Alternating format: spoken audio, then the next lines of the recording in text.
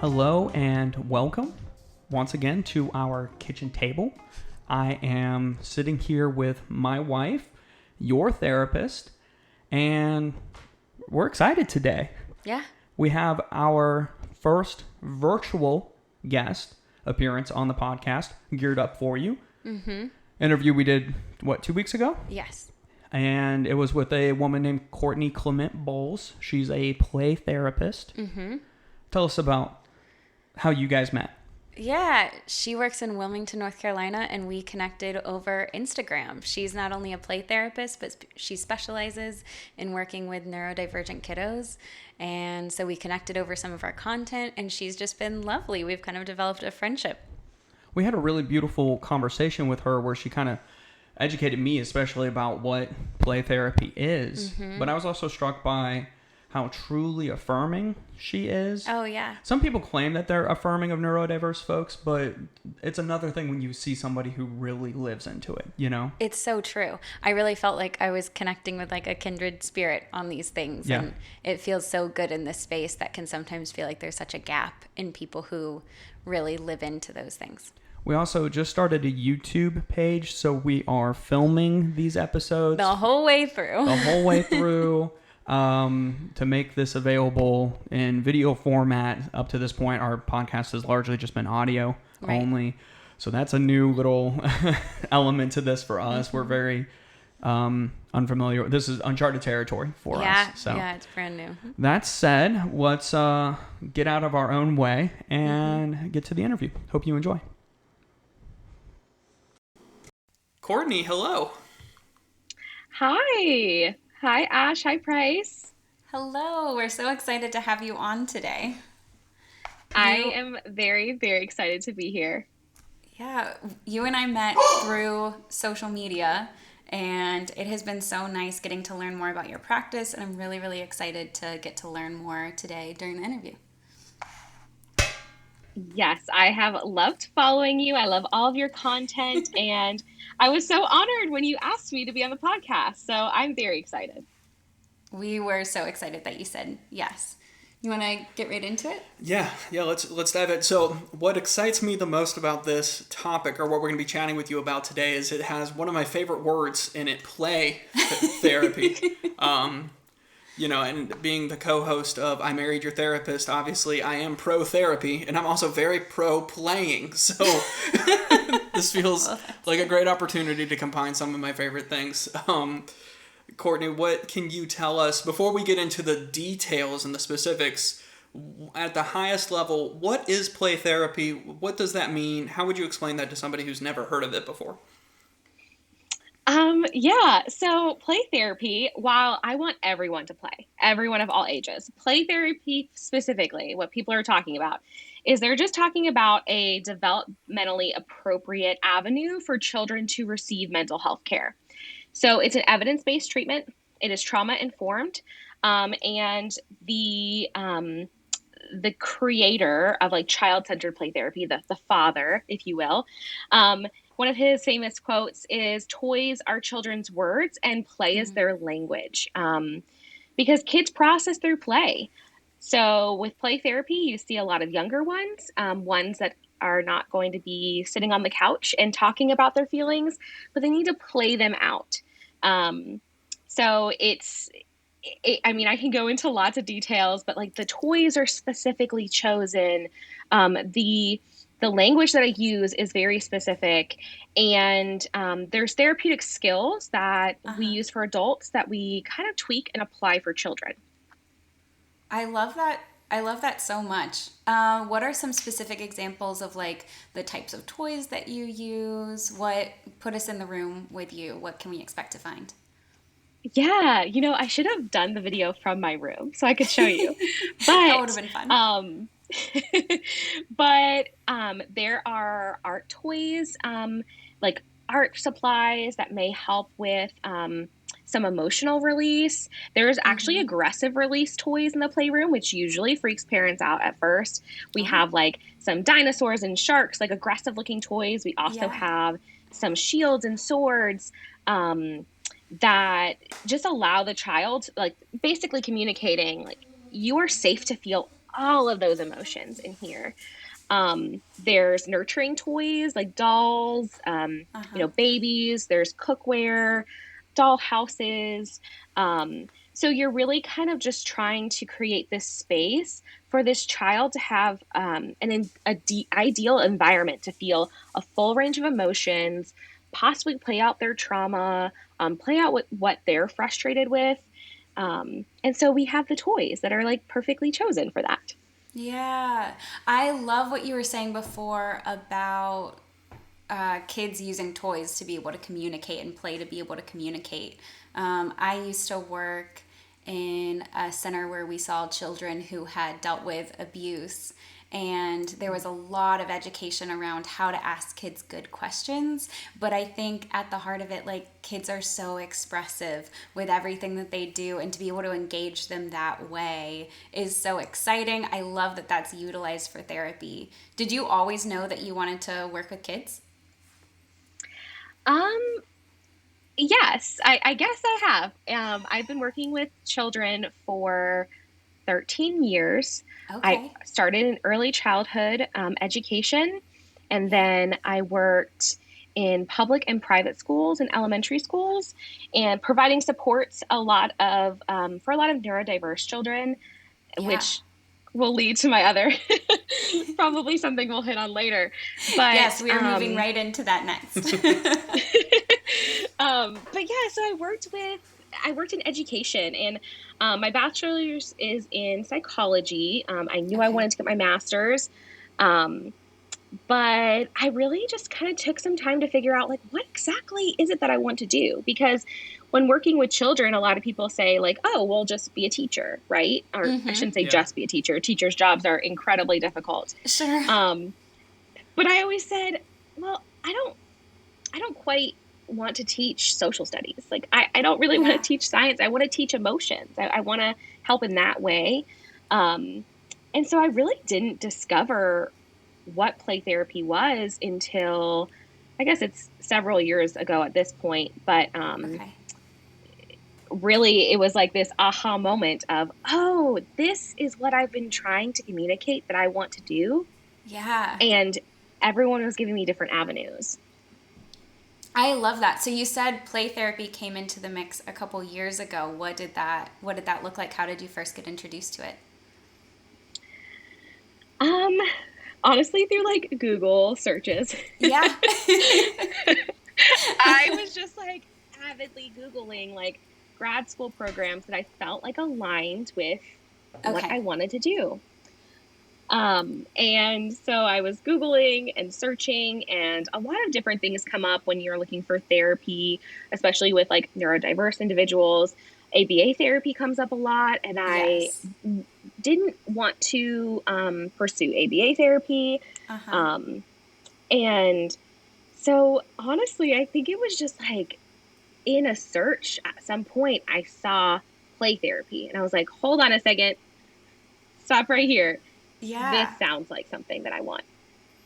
I love that so much. The first time I encountered play therapy, I was in grad school and I was interviewing a counselor, and I was interviewing her about something completely separate, but she was like, come here, I want to show you this room that I have. And she showed me her play therapy room, and it was such a different way to think about counseling. And at that point, I had already worked with a kiddo in grad school, and it was tough. It didn't work the same to sit there on a couch and ask questions. And even though I knew a lot about asking kids questions from the training I had had before, I was like, this is something so exciting. This is so good. This is such a good way to engage kiddos.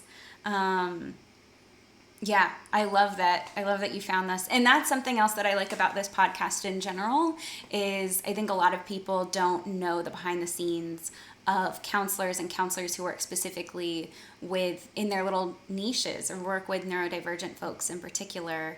And so much of this is stuff that we have to kind of seek out and find. That, like, I don't think what's available is what's best. I want to find something different. And so I really relate to that journey of kind of Googling and finding what's available and you getting connected with play therapy that way. That's very cool. Yeah, yeah. I definitely think you're speaking to like this, the way we kind of focus on certain modalities versus others, it can be really confusing for parents because they're told, like, well, just go and do this and, go seek out this therapy. Or a lot of times they're not even referred to therapy. They're just like, well, they're in school. So like, hopefully they'll get services there. Yeah, exactly. So I know it was difficult for me to stumble upon play therapy, and I was searching for like this essentially. So I can only imagine as a parent how difficult it is to navigate these like lists of services and just people throwing out words. And then there's a difference between, child therapists versus play therapists. And they're like, what does that mean? There's so many things. And I hope that when people walk into my office, we can kind of like demystify things and we can just find clarity in what they're looking for and clarity in what like play therapy is. Yeah, I care so much about that. I think that it's such a big part of our jobs as therapists to demystify counseling because people don't know what it is, and maybe they know enough to know that they need it or that it's been recommended to them, but to be able to find that service and really understand what it is and how it's going to help is so important. Courtney, could you paint us a picture of what your ideal client looks like? Could you, especially for anybody who has a kid who's listening, who's wondering, what does play therapy really entail, and what would it be something that would be appropriate for my child? How would you educate that person on making that decision? Yeah, I always find this question so difficult. I'm like, ideal client? Like, I feel that. Like, all of them, anyone. But I also understand like needing to be specific about like who I work with, what I do. Sure. So I guess the first thing that I would tell a parent is if any kid was walking in or any parent was walking in with questions, I would say that play therapy can be for any child. Because when we're looking at like child-centered play therapy, which is basically a non-directive approach to play therapy, letting the child lead essentially. What I'm doing in those sessions is I'm communicating what we call be with attitudes. So I'm communicating, I am here, I hear you, I understand, I care, and I delight in you. And that is like the core of that therapeutic relationship that when adults go to therapy, that's that unconditional positive regard, right? That's that genuineness in the session that your therapist should be communicating to you. So that alone, right? That is what people need, like humans.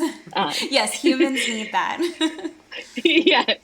So we can just say like, you're a human, you're coming in. Although I would love to do like play therapy with dogs. I don't know. That might be a different endeavor.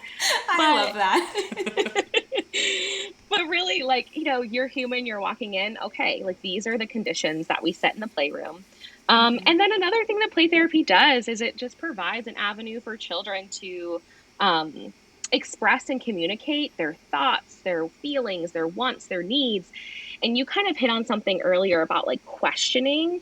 And what I love about play therapy is that we don't just say like, tell me what it is. We basically say, show me. Yeah. Show me what it's like to be in your body. What is it like to live your life? So with that being said, I promise there is a point to my No, you're good. Please go on. This is perfect.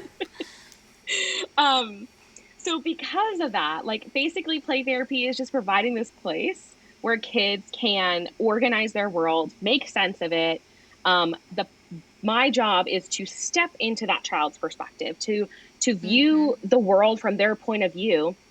Because of that, it is naturally, or I guess my stance is that it's naturally neurodiversity affirming.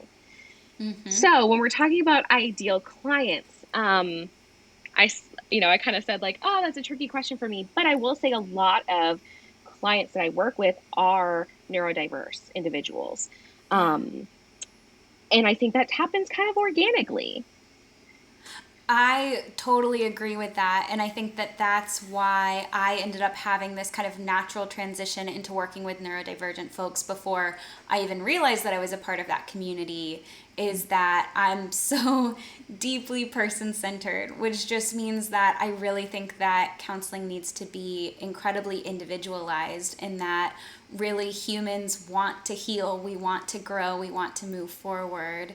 And when we're given a space where we're safe to do that, and I loved that you used the word delight. I constantly tell my clients about like delighting in them and our need to be delighted in as humans, to like to have somebody find us like incredible and interesting and capable and all of those things, and that's really the environment in which we get to flourish. And because the way that I was doing counseling was already so like that, I started to kind of naturally, working in a college setting, build up this group of neurodivergent clients. And that's so exciting. It sounds like you've done something very similar, where this style of therapy is so align with what neurodivergent folks need. So we'll go right into those questions because that's perfect. So like you said, you also specialize in working with neurodivergent kids and adults. When did you first start learning about neurodiversity? Well, I do have a family member who's autistic.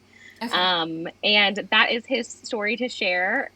So I won't go into detail, but Sure. I guess from a young age, because I was around it. There's also a lot of ADHD in my family, and just That's looking at the world. Yeah, man. Love it. I think I was always kind of like fascinated by like people will navigate the world differently. I was a very, very perceptive kid. So I will say I became aware from a very young age. Like, okay. there's just differences, right? The way our brains work. But then in working in education, I did work in the EC program. So that's like the special education program. And it was a little bit weird at first, I guess uncomfortable at first, because I started out as a mental health intern and I was doing like observing these counseling sessions. This was during undergrad. And then I got a job and they paired me with students who were non-speaking. And I thought, wait, I just finished my internship where I was talking the whole time and like listening. Yeah. And I was like, wait a second. What? Like, I have a very specific like idea of what counseling is supposed to look like, and we're talking. We're doing talking. It's called talk therapy. You got to be talking. Exactly. And then they're like, oh yeah, and also by the way, just like teach them math and stuff on there. And I'm like, okay. But what I always knew, my stance was always there has to be a relationship there. There has to be a relationship. Yeah. So how am I going to build that relationship without language? And I will say, I was very, very quickly proven wrong. Basically, you don't need language. Empathy is its own language. Yeah, I love that. Empathy is its own language. Yeah, it's beautiful. Yeah, so I was like, oh, I have these beautiful relationships with these students, and we are not having back and forth conversation. We are communicating in nonverbal ways, which in grad school and therapy, I'm sure, like for counseling, I'm sure you talked a lot about nonverbal communication. I know we mentioned it, and we were like, oh yeah, that's like the bulk of how we communicate with people, but we just don't talk about it. Well, it's funny because yes, on one hand, very much during those like early skills classes, we're talking about nonverbal communication and what it is and how important it is. And then it's basically tossed out the window. Like, but of course what you're going to be doing is talking.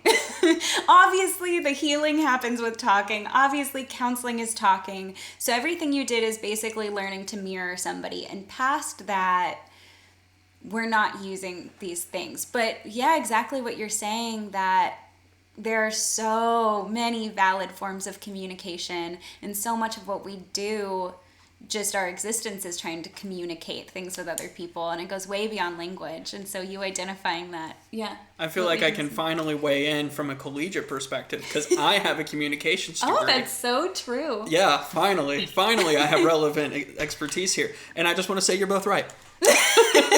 Well, thank you. You're doing great.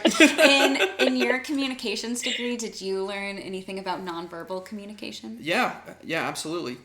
Thanks for that in softball. I really appreciate that. It is like considered 80% of communication is nonverbal. If we are sitting in a room together, talking to one another, about 80% of the communication is happening with our bodies. That sounds right. Yeah, because words are so contextual. The words that are coming out of your mouth are very contextual. I can tell you that I love you or that I hate you, and depending on the way that I am positioning myself and the vocal inflection and the way I'm gesturing, those could mean I love you and I hate you. Like, they could mean literally what those words are, or they can mean the opposite of those things, or they can mean something entirely else, altogether, which I always thought was really interesting. Yeah, absolutely. Thanks for that. Thank you again. I appreciate that. So you're in the rooms with these neurodivergent kiddos, and communication's not happening verbally. So you're having to figure out different means of communication and realizing that it happens in so many different ways. Yeah. So I just realized, like, oh my goodness, there's so much more to this. There's so much more. And so when I looked and I knew I wanted to get my master's, and I was like, I want to be a therapist, but what about the kids who have trouble communicating? Or, how can I do that in a way that is affirming to their lived experience? And so in comes play therapy. We have a cat attacking the laptop that we're trying to communicate with you on. She's really into what you're saying, though. She totally agrees. I love it. Oh my goodness. So have you continued, do you still work with a lot of nonverbal kiddos? I will say most kids that come in are speaking. So I won't say, I'm just like thinking through like the kids that I worked with right now. I think that most people, when they do seek out therapy, they are verbal, but that's not to say that it's not like it's irrelevant, like that play therapy is irrelevant for that population. It's more to say, I think that those kids are usually on a different track in therapy. So I think a lot of parents are told to like pursue things like ABA therapy, to like work on that verbal piece, or utilizing a communication device, things like that. Yeah, absolutely.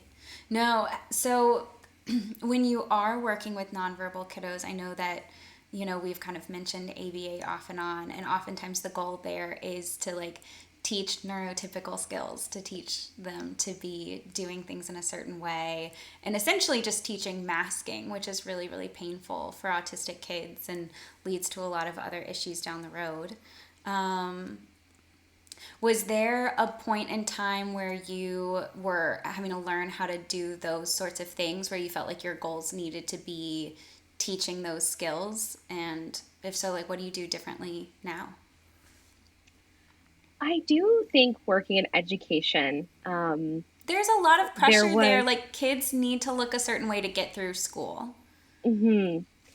Yes.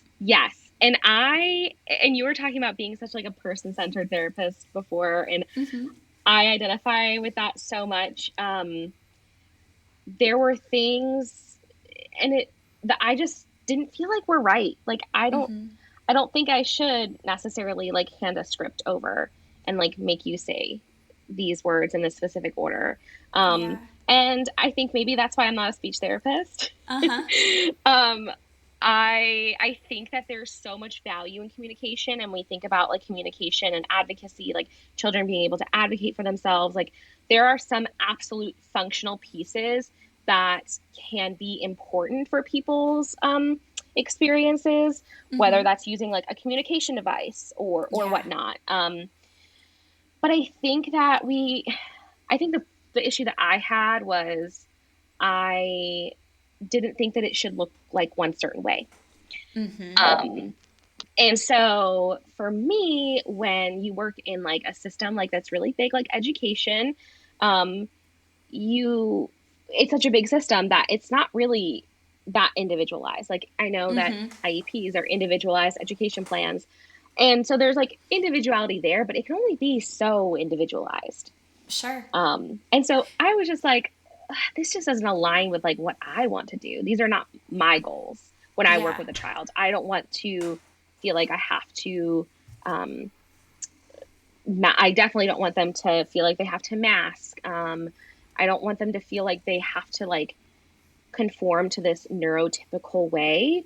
And I feel like working in a big system, it kind of happened even like implicitly. Sure. Yeah, absolutely. I think when you're talking about there's not as much room, or there's not really room for things to be individualized in an education system. Like, yeah, it's about moving the vast majority of kids through as much as they can. And that makes sense for a big system to need to do. But it's really hard when you're a therapist and you're seeing kiddos one-on-one and really seeing how their kids are not, or how their needs are not being met by the way that that system functions. And I imagine that must have been pretty frustrating. It sounds like you have known, and maybe it's from having the family member who's autistic, but it sounds like you've known a lot about masking and understood about kind of the things that don't work about ABA and all of that for a long time. This conversation to me has been a much newer one, and I feel like it's a new one that we're having in the space and kind of in mental health. What have you seen change in the time that you've been working with kids in the way that people are talking about neurodivergence and helping those folks? Well, I love the moments when a kid will find out, like they'll come and like run and excitedly tell me, Miss Courtney, I have ADHD. And I'm like, wow, that is so cool. Like they're like excited to tell me. I love that so much. It's the coolest thing. I'll never get over that. I really think I see that there are these like changes in society of not looking at this as like this deficit, this disorder, there's something wrong with me, but understanding like my brain is not broken. My brain just works differently. Yes. Absolutely. I think that there's I'm so excited about that. I'm so excited about the ways that I think especially these younger generations are getting to experience these things differently. I work a lot with like the LGBTQ plus community, and I love how much younger people are able to start asking themselves those questions and identifying differently and not feeling as much pressure in the ways that like not only I wasn't in touch with those things about myself. I didn't even know that they existed. And especially when it comes to neurodivergence, I think that there's been so much stigma around it, and in so many ways there still is. And it's so encouraging for me to hear kids who might find out that about themselves, because the revelation for me was relief. I remember like crying tears of relief, realizing that was true of me, that I was autistic, because I knew something was wrong. I knew something didn't fit in with the way that like a neurotypical world feels and works. And to realize that about myself was such a relief. And for a kiddo to get to go, hey, my brain is perfect. My brain works exactly the way that an ADHD brain is supposed to work, with all of the strengths that an ADHD brain has. And now I get to go about my life and use those things to the best of my ability. That just really warms my heart. Because you have the same brain either way, right? Like you are ADHD, and so we get to create a world where we celebrate and embrace that, as opposed to a world where that's a shameful thing. When we all know that diversity strengthens us, and neurodiversity strengthens us, when we have multiple people with different, viewing the world and operating and moving throughout their lives differently from one another, is a beautiful thing. My life is so much better for you being ADHD and for that being a part of our life and our world. Like there are so many ways that strength plays in, and surely there are some good things about me being autistic too. I'm sure you feel that. No, I'm kidding. No, definitely. Yeah, no, I love the way that our home is different and our lives are different and we get to function around those things. So, Courtney, I'm so eager to ask, what I'm very curious about is, when you're working with children, what does play therapy look like for, say, a child with autism or an autistic child versus a child with ADHD? Are you noticing differences in the way that they are interacting with play therapy? What are your experiences with that? So for my autistic kids, I think the biggest thing that I notice is they are like so good at like entertaining themselves in their mind, a lot of those kids, and like they have like the best ideas, and just like, oh, I love their special interests. Like I'm always like, tell me about your special interests. Like I love this because I learned so much. And I think the biggest thing when I'm working with those children is well, I guess there's a sensory component for both kids, and I'll come back to that. But like with my autistic clients, I really think, and this goes for everyone, but like especially with my autistic clients, because they've had to mask so much, they've had to hide their special interests. They're having to like conform to these certain, again, even some like implicit like rules that we're not even thinking about. I find that they find so much value in me caring about what they're interested in. And that sounds so like silly, but like that I've seen the difference between like, oh, my kid's been in therapy and just never wanted to go. They never liked it. But then they come in, and in my office, they can share about these bird calls that they heard in their neighborhood, right? Like that is so important to them. And that is what's important to me. What's important to them is what's important to me. And so we can do that. And I think that's really like stepping into their world. Because like I said, like they have so many great ideas, but I feel like they're told to keep it quiet so much. So they're just like, living in their really cool brains. And I'm like, wait, no, like, can I enter? Like, I'd love to see what your brain is thinking right now. Yes. Versus them coming in and me saying, all right, now you're in my space. I'm going to tell you how to think. And that is, I will say, that's what they expect. Well, that's their lived experience all of the time is welcome to my space. Let me tell you how to think. Let me tell you how to present. And I think for so many of us, we're so good with rules. Like rules are what helps us get through. And so we're also really capable of picking up on all these implicit rules and things that people expect of us. I don't think anybody told me, I can't remember a time that I had like a special interest put down or somebody explicitly said like, don't talk about that thing. I'm bored of this or whatever. But I knew implicitly that like it wasn't okay for me to be deeply invested in, to go on about something that I really cared about. And I look back at a lot of my life and that is absent from it, that I don't think I have a lot of special interests that really stood out in the way that some autistic kiddos and adults have those. Because I knew that like that wasn't allowed. So they needed to be to mask in a way, even those interested.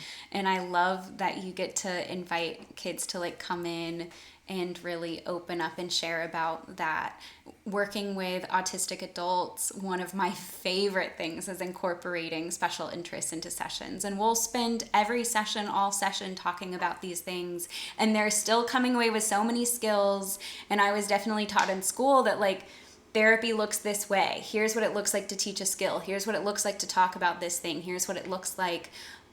But I've found that we don't have to do those things that way at all. And for especially autistic folks, we can focus on these things that are really interesting. And then they come back the next week and they're like, so I told my parents that I'm dealing with depression. I wrote this letter. I did this whole thing. Now, like, what's next? And we're not spending all session talking about it because they're getting the space to be themselves, and it's somehow allowing them to go out into the world and like, let me educate you on me. I exist and I'm allowed to exist.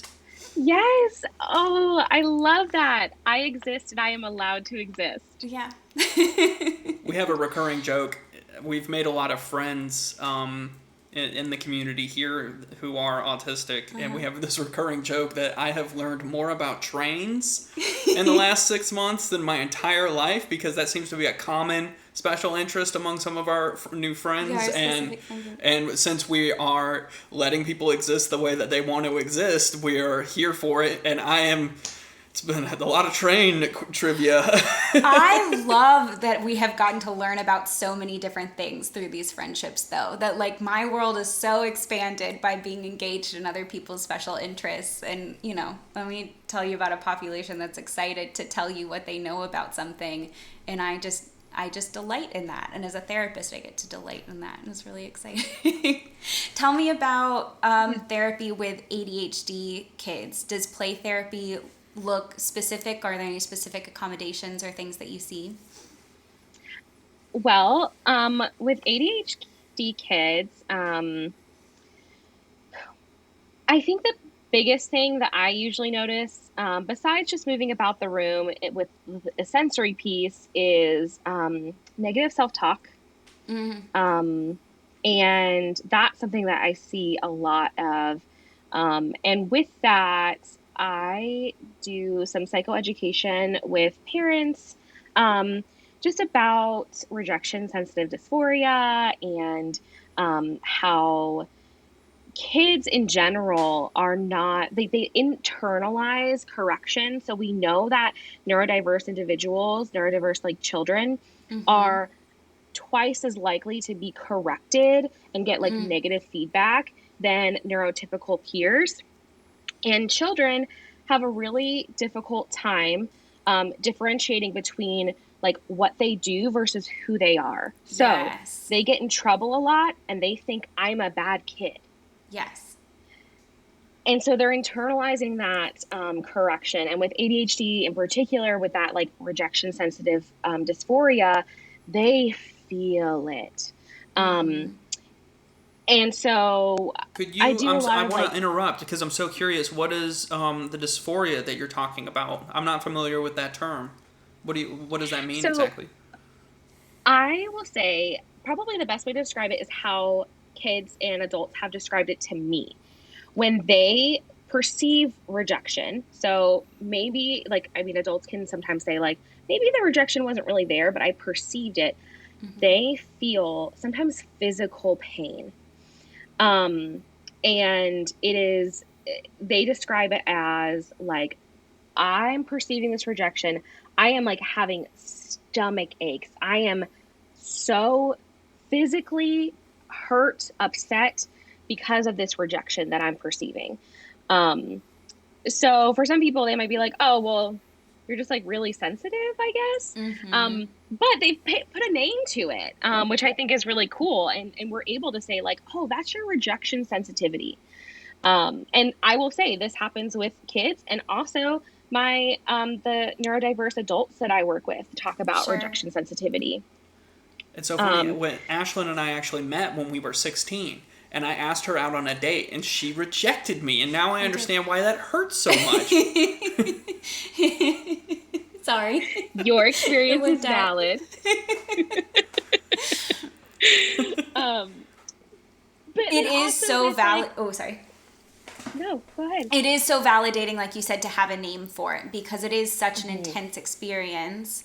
And not only are these individuals told a lot that they're just overly sensitive, and so getting to have a label for that and go like, no, this is a real thing that happens and it's an experience that's really described across the board. And the fact that somebody can call you overly sensitive is probably talking about there being a difference in the way that they experience that when it happens. But the other component of that is just that neurodivergent individuals are more likely in a lot of ways to experience rejection because of not fitting in with different social norms or reading social cues or doing things that don't fit in, and that a lot of times there's that fear there that it's going to happen, and it's tied in with the reality that it does happen more often. And I think it's really beautiful that your clients, at least these kids, get to come to Miss Courtney, who's gonna love them and accept them for who they are, and that gets to be a place where they get to exist. You know, that's really awesome. Yeah, I think that my job is super cool. I do have to say. It's so cool. But yeah, and I think there's so many other like pros to ADHD that we can talk about, that we do talk about in my office. Like, I always say, like, your brain is so good at figuring out the most interesting thing in any room that you walk into. Yes. Any room, any environment. Your brain is like a detective. It scans everything and it finds the most interesting. And I think that we can also talk about how, you know, sometimes the hard part is that the most interesting thing isn't what people feel like is the most important. So when we're at school, the most interesting thing in the classroom might not be your teacher in that moment. And so we need to maybe kind of work on that, right? But like, I think even just having the mindset switch of like, oh, my brain is really good at figuring out the most interesting thing. Yes. Like, I am good, right? I am like, I am smart. I am intelligent. And I think that like in play therapy in general, like one of the basic skills is, you know, using language with children, with all children from the get-go, pointing out things like, you're really focusing on that. You're really concentrating, and focus, like pointing out when they are doing those things, because so often kids are only hearing, you're not focusing. You need to concentrate, right? You need to just try harder. But we're here to say like, wow, like that's really cool how well you can focus. Like, that's so cool. You're really concentrating. And like, you see it, like kids will be like, yeah. I am cool. I had so many ADHD college students who had absolutely grown up hearing all of those things about themselves, that they were stupid, that they couldn't focus, that they were lazy and didn't want to try to do those things. And to get to teach them what was good about their brains was so important. How amazing and incredible their brains were, and how their brains were working just the way that they were meant to. And sure, it doesn't always fit into these environments, and so there are some things that we can do, but also like your brain has a purpose and you can embrace it. You don't have to change the way that your brain works. And it's not fair that you've been hearing all of these things your whole life. And it's great to think that there are kiddos who are getting that intervention so much earlier, where they're able to be like, no, I'm great at focusing. Like, sure, I wasn't focusing at this thing at the moment, but my brain is excellent at focusing. So strong at focusing. Yeah. Oh, that's so good. Yeah, were there other things about working with ADHD kids in play therapy? Well, I kind of touched on talking about a sensory component for like ADHD and autistic individuals. And I do feel that that's really important to add sensory integration into the playroom. So I'm not an occupational therapist. My sister is, but I am not. So I do have a great contact. Yes. But there are definitely things that I can do to have in my playroom to help kids with integrating that sensory piece. So with like kids who need more proprioceptive input, those are the kids that maybe like you feel like are kind of like they're really energetic. They're like moving about the room a lot. Maybe they're gonna pick up something heavy. Like I even just have like a bean bag. Like this isn't like a weight room for kids. Like there's things in the room. We're not like going to a gym. But there's things in the room that are like heavy bean bags that they can like carry and, pick up and put down. It's the heavy work. It helps like regulate their central nervous system. We talk a lot about like interoceptive awareness, just the signals that our bodies tell us.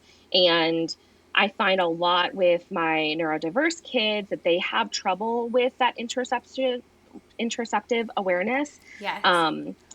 And so we kind of start out talking about things that maybe are a little bit more like tangible, like hunger and thirst. And then maybe we can then bridge the gap to moving into emotions. But going straight to emotions, like, I mean, kids will look at me like, I don't know, I don't feel angry. I don't know what that feels like. And a lot of times people will be like, oh, wait, okay, well, let me tell you how angry feels and let me just have you memorize it. But I find there's no value in that, right? So instead, we're going to work to bridge that gap. We're going to help that mind-body connection, create that mind-body awareness. And then you're going to tell me what anger feels like in your body, because it's not my job to tell you what it feels like. Mm-hmm. Oh, that's so important. Yeah, and that skill is so... Just the other night, Price and I were getting ready for bed, and I started talking about some food I was thinking about, and then I was thinking about a different food, and then a different food, and Price was like, Ashlyn, did you eat? It's like, oh. It's like, I think you're hungry right now. I was like, oh, I hadn't noticed. I didn't have that sensation, and that'll still happen for me. And yes, I've heard a lot from neurodivergent individuals in particular that a therapist would immediately want to go to that like wheel chart of emotions and have them start naming things. Like, I'm so disconnected from this. I don't know where to start, or wanting to memorize the list. Sure, I can repeat something back to you when you need it. I have to do that a lot as part of masking, but yeah, to let them discover that for themselves, that's so cool. Yeah. How do you get a kid to that place? Because you're not telling them what angry feels like, but how are you getting them to tell you what angry feels like for them? How do you lead them to that place in a conversation through play therapy? Like, I love these questions, and I'm always like, well, I guess it depends. I'm such that person. That's her catchphrase on this podcast. It depends. I say it 80 times an episode, I swear. Don't worry. I did in the episodes that I noticed. Now that you're saying that, I'm like, oh yeah. But I'm like right there. I'm like, yeah, it does depend. Yeah. Well, thanks. I feel very validated. But I think sometimes, like with some kids, they do better like naming like the actions that they're doing. Like, oh yeah, when my brother went into my video game and like crashed a car into the house that I built, or I mean, I'm just making something up. Yeah, sure. Then I like threw my game and I yelled, right? I'm like, oh, and then we can kind of like talk like, well, yelling and throwing things. I can say something like, I wonder if you felt angry, or kind of help them kind of get to that place on their own. I think it really does depend, but some kids are more comfortable talking about like the behaviors before they start talking about the emotions. And so, okay, we can work there. Like wherever you want to start, I'm good. But we'll just kind of just keep like trying to bridge that gap, that mind-body connection. Oh, so you were throwing things, like your face felt really hot. Okay, like let's keep going there. Like we're hitting on something. Yes, yes. Yeah. But then there's also vestibular input, which is like you're rocking, you're swinging, you're bouncing, and I have toys in the room to help with that. And I will say kids are really, really good at knowing what their body needs and being less inhibited about utilizing those tools. So like I'll have a kid come in, they'll like start out wanting to play a game, they're laughing, mid-session they're crying, talking about something like really painful for them. And then they're sitting on the balance board, rocking back and forth, and then skip out of session because they've regulated their body. Yeah. And they've done all these steps, right? They've made themselves comfortable with the game. They shared what they needed to share. They've naturally regulated themselves. And then they're skipping. And we just talked about their trauma, right? Like we just talked about something like so serious, so painful for them to talk about. But they are so good at just having that inner healer that like I believe every person has. Yeah. Kids are so good at like having that come out and not being so inhibited by like social norms, societal norms, like the pressure of how to perform in the therapy office. Because I think there is that pressure of like, how do I perform in therapy? Oh yeah. Yes. Oh yeah. Yeah. And kids are just so good at it. And so sometimes I'm like, I feel like I'm a cool observer. Like I get to watch I'm a this. witness to this. Yeah, it's so good. And it is amazing the way that kids are able to do those things, to know intuitively how to regulate themselves. And when they're given a space where it's okay to do those things, that, they will move through that. And that I think as adults, a lot of us get stuck in the idea that, we're not allowed to do these things, obviously. And so we don't know how to move through emotions like that. And it really holds us back. As I've started learning more about autism and learning more about myself and allowing myself to move in some of the ways that my body wants to, it's so much easier for me to deal with emotions. I've always found them really challenging to notice throughout my life, to deal with throughout my life, and being able to be a lot more free in how I respond to them. It's like, oh, they're not so scared. Like, yeah, I can move and shake and rock and do what I need to do, and that doesn't stay there. It doesn't have to live inside me for the rest of my life. Yes. We have a few minutes left. I really want to ask you, because I've seen it on a few of maybe your LinkedIn, definitely on your Psychology Today profile. I did my homework. You talk about cultivating curiosity. And I really want to know what that means. Yeah. Well, I think that, I guess as the basis, what does it mean to me to cultivate curiosity as a therapist? It means that as the therapist, I'm not going to assign a client to feel any which way. I think when we, in grad school, Ash, you were kind of talking about like how we're kind of like, a client comes in with anxiety, right? And like we have this idea of how the treatment is supposed to go. Right. And so for me to be a curious therapist, it's not to do those, not to have this like timeline of what I think anxiety treatment should look like. So as a curious therapist, it's me kind of saying like, all right, like, why is this happening? Like, I wonder, like, let's kind of talk about this. Let's like dig deeper. And then really, kind of saying like, I'm not necessarily the expert, right? Like, you're the expert in your life.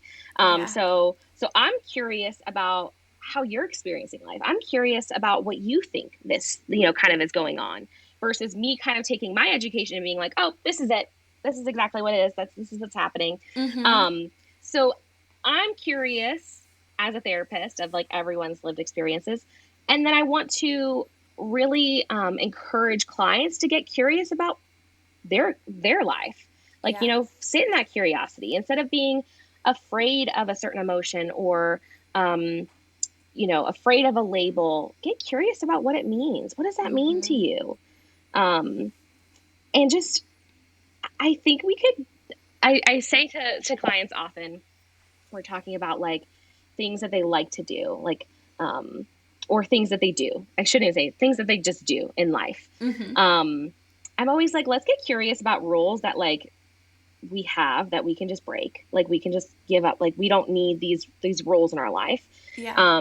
So for some people, parents a lot, they talk about like brushing kids' teeth at night. And I'm like, maybe before bed is really hard. Let's just do it at a different time, like after school. Yeah. You want to do twice a day, let's get curious about this rule of like, it has to be right before bed. Like if the goal is to brush our teeth twice a day, well, let's just do it at a different time. Right. But also, kind of just getting curious about, what they feel like, they experience. I'm trying to think of like the best way to put this. Just really getting curious about what. Oh, sorry. Please go on. You're perfect. No. I was just saying, just really get curious about their lived experience. And I ask clients to ask themselves when they're doing something, does this align with your values? And are you having fun? Because something can align with your values and you can be like, well, this sucks. I don't enjoy this, but it aligns with my values technically. So should I keep doing it? No, if you're not having fun, don't do it. Yeah. Or something might be fun and they're like, this isn't really aligning with my values. Okay, so let's get curious about it. Let's ask ourselves some questions. Yeah, absolutely. And I think the values and fun questions are so good and so important because we get that from so many different places. Like, our values come from so many different places and are influenced in so many different ways throughout our life. And where did that come from? And does it still mean the same thing to you?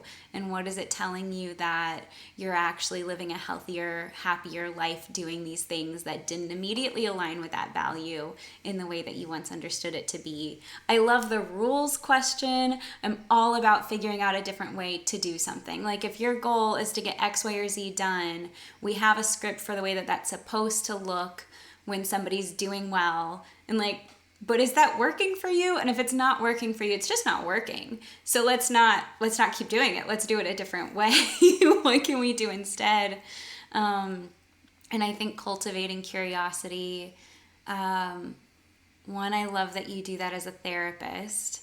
In general, I think that, yes, we are given such a script for the way that sessions are supposed to look, for the way that a treatment of a certain thing is supposed to look. But humans are so much more interesting and beautiful than that.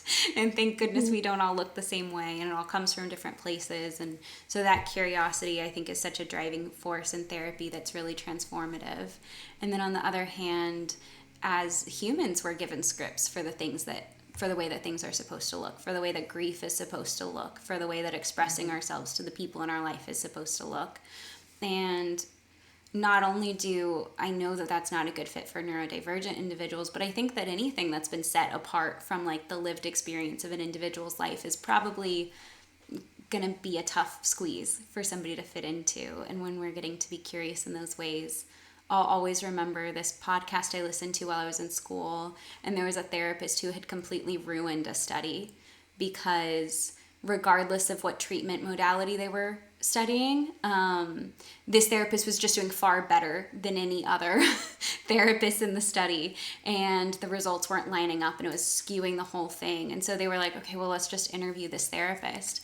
And they were just driven by this really deep curiosity about the individuals in front of them, and a genuine, that curiosity wasn't just on like a research, therapeutic, clinical sort of level, but that it was a deep interest in like, who is this person in front of me, and delighting in that person, and that it was really transformative. And I love that. That has driven the way that I've thought about therapy ever since. I love to hear you talk about it like that.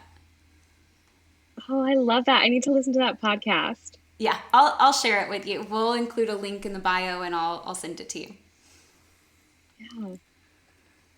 Courtney, as we wrap up, this is kind of a big question, so it might be kind of a challenging question, but what do you want people to know, especially parents, about child therapy? Like what's our most important or key takeaway from this? Well, speaking directly to parents, I want them to know, and I want kids to know that it's not scary. I should say that for some kids, like, they've described therapy as being scary for them. So that's their valid, like, that's their true lived experience. Mm-hmm. But in my office, it's not scary. We can talk about really hard things, but I'm on your team. I'm on your side. I'm on the parent side too. Mm-hmm. What I want is for their children to thrive. And in that sense, like, I'm not oppositional to the parent, right? Mm-hmm. Because that's not going to allow the child to thrive. Like, I am on everyone's team, and I love working with parents, and them really getting to kind of like discover the cool things about their kid too, that maybe they've been told like are not acceptable, or they should be teaching them a different way. So basically, I'm on your side. Like, come into the office. It can be fun. It doesn't need to be scary. And I hope, that's what I communicate to my clients when they come in. Yeah. Oh, that's so beautiful. I have gotten chills so many times having this conversation. I'm really excited about the work that you're doing and the space that you're providing. And therapy, I think it's a place we often associate with like crying and dealing with hard things, but it can also be it's like the most exciting thing to learn about yourself and to befriend your own brain and your own body and to feel like you're all on the same page. And to really help guide people on that journey of self-discovery. It sounds like you both are very like-minded. It's the best job. It's the best job ever. I love getting to do this. I do think Ash and I are very, like, our therapeutic stance is very similar. Yeah.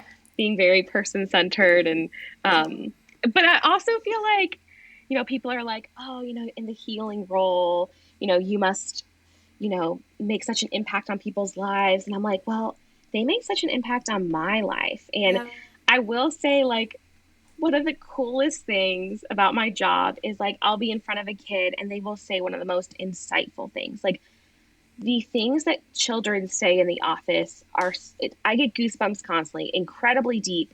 And then they'll, like, meow a second later. And I'm like, you know what? This, I love this. Yep. I love this. Like, what job is better? That's amazing. That's so perfect.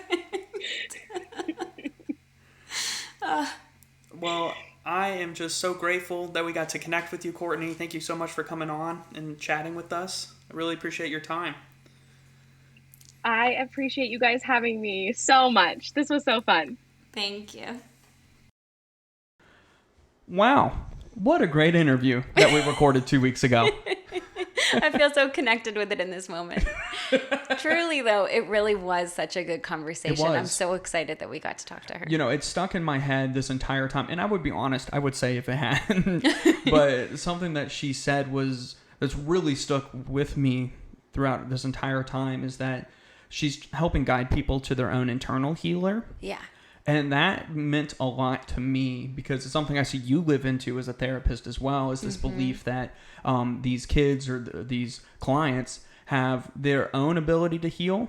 And it's your job as a therapist to create an environment where that healer can thrive. Yeah, I'm a witness to that, Yes. but really I need to get out of the way of that process. That when I assist that process in unfolding and I'm there to support them through it instead of trying to insist on my own way, healing happens so much faster. And what a great feeling to know that, like, you were able to do that yourself, and that when you face challenges in the future, you'll be able to do it again. And for these kids to start off with that knowledge about themselves, that I know what to do with my big feelings. I know what to do when these things come up. I know how to ask for help and support. What a gift to grow up with. I'm so excited for that. Yeah. No, that was really impactful from her. And she's left an impact on me. And I feel like from conversations that we've had with her since then, even since that interview, I feel like we've made a friend. I think so too. I think we should start planning a road trip. Yeah, let's go to Wilmington. Let's do it. Let's go to Wilmington and stay with Courtney. I love that this is the first time she's hearing about this. Courtney, we're coming to your house. That's not weird, right? We're bringing the cats. Oh, no. Oh, man. So you can find Courtney on Instagram and TikTok, right? At counseling.with.Courtney. Exactly. Which is a good handle, I think. Counseling with Courtney on Instagram and TikTok. You can find her there. I am, again, very pleased with the way that interview went. And I am excited to see what she has in store with her career. I think that she's onto some very cool things, and she's really helping, especially neurodiverse kids, in a very real way, like right now. And that's very exciting. Yeah, I'm such a fan. So Courtney, thank you so much for your time. Ashlyn, where can we find you? You can find me. Oh, you remember. I know. Therapy with _Ash on Instagram. And then you can find us at I Married Your Therapist on Instagram and TikTok. And YouTube now. And YouTube. So if you're watching this on YouTube, Hi. Hi. Hope it's going well. It's kind of new for us. It's strange to go like over a decade without being on social media for both of us, really. To really kind of putting ourselves out there. It's a very different mindset for us. So, well, with that said, Ashlyn, thank you so much for your time. Price, thank you for your time. And we'll see you next time on I Married Your Therapist. Man. 2 weeks is a long time. 2 weeks is a long time. We shouldn't do that again. We shouldn't wait. Well, we filmed it then, or we recorded it then, but we weren't filming at that point, so. Right, so now we've had to rethink our whole process. I feel like we keep doing that, where we keep making things better better, and I love that. But man, if we have to go back and like have something get posted later, it is just a mess. Yeah. And now that we're filming and a cat jumps on the table, everybody gets to see that cat's asshole. It's so, what a gift for our audience, really.